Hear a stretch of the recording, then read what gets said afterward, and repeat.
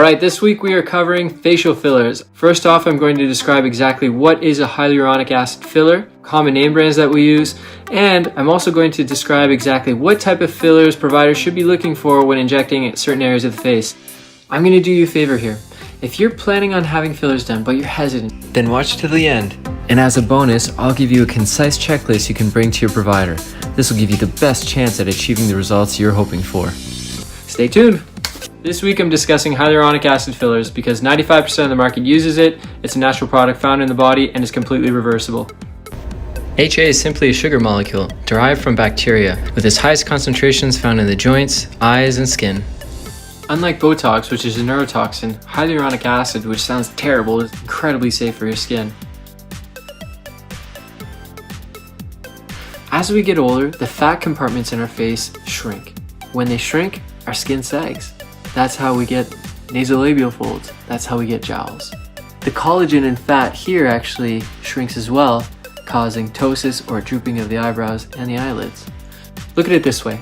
A balloon that's inflated for about 2 weeks slowly starts shrinking. As it shrinks, what happens to the balloon?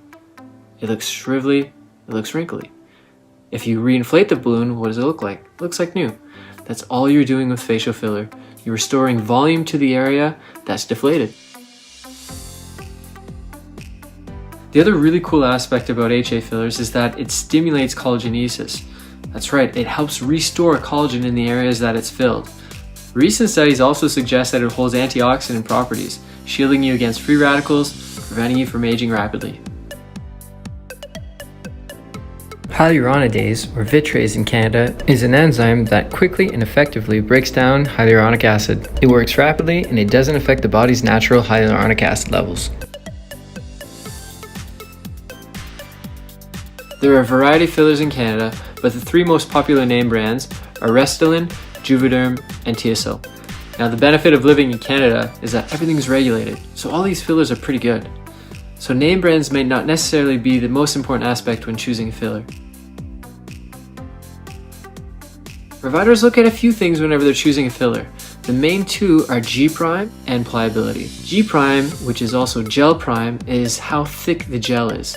The thicker the gel, the more water it can absorb. A higher G-prime is typically used for restoration of the chin, nose, jawline, and deep in the cheeks. Something with a low G-prime is really soft, so you're going to want to use that maybe in the tear trough and the lips. And a few examples for mid-range G-prime could be cheeks, temple region, forehead, nasolabial folds, and marionette lines here. Unlike Botox, which takes about 3 days for the onset and anywhere from 7 to 10 days to have the full effect, you should expect immediate results with fillers. There's minimal swelling, there's minimal bruising, and almost no downtime. Put on some makeup, go out for lunch, you look terrific, no one would know the difference that you had a procedure done half an hour ago.